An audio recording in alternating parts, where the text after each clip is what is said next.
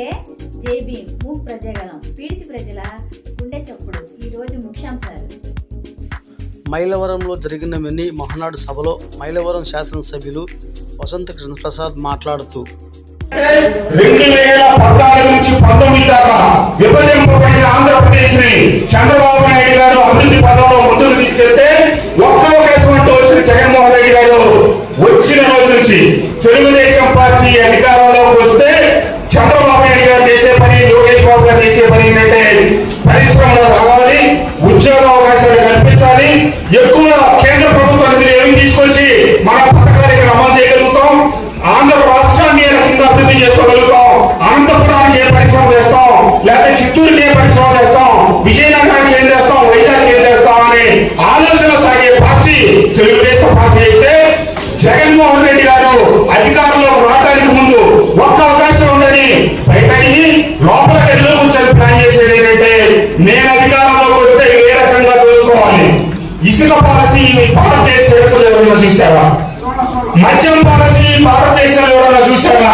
కావాలని చెప్పి ముందుగానే పథకం ప్రకారం దాదాపుగా 400 కిలోల బంగారం వాళ్ళు కొని కమిషన్ రూపంలో తీసుకున్నారంటే ఈ రోజు కేసులు పెడతా ఉంటే ఒక సామాజిక వర్గం మీద కక్ష పెట్టారు. ఇది మరి ఆ రోజు 2019 నుంచి 24 దాకా రెడ్డి సామాజిక వర్గం మీద, తెలుగుదేశం వర్గీయుల మీద ఎన్ని దాడులు చేశారు, దౌర్జన్యాలు చేశారని చెప్పి ప్రశ్నిస్తా ఉన్నా.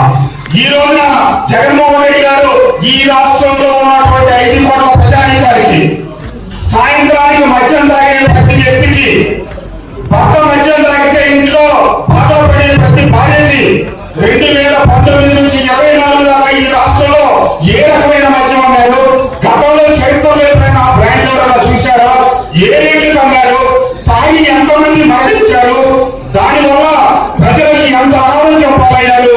కానీ తర్వాత తత్వాన ఎన్ని వందల కోట్లు, వేల కోట్లు సంపాదించారని చెప్పి ఈరోజు సిట్ విచారణ జరుపుతుంటే అందరికీ తెలిసిన నగ్న సత్యం. తూర్పున సూర్యుడు ఎలా ఉదయిస్తాడో, పడమట సూర్యాస్తమయం ఎలా జరుగుతుందో జగన్మోహన్ రెడ్డి గారు చేసిన మద్యం కుంభకోణం అంత వాస్తవం, అంత నిజం. అది రాష్ట్రం మొత్తానికి తెలిసినటువంటి యూనివర్సల్ ట్రూత్. కానీ ఆ వాస్తవాలు సిట్టు వెలుగు తీస్తా ఉంటే దానికి రాజకీయం పుడుతా ఉన్నాడు, గర్భం చేస్తా ఉన్నాడు. కాబట్టి చట్టం ఎక్కడైనా కదగదు.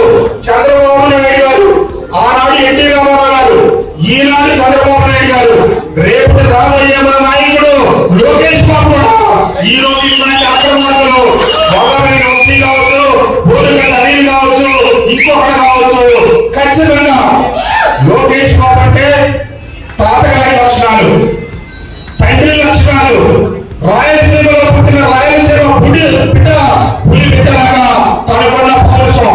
కాబట్టి రాబోయే రోజుల్లో ఈ అక్రమార్కుల పాలిట తెలుగుదేశం పార్టీ ఖచ్చితంగా కఠినంగానే ఉంటుంది.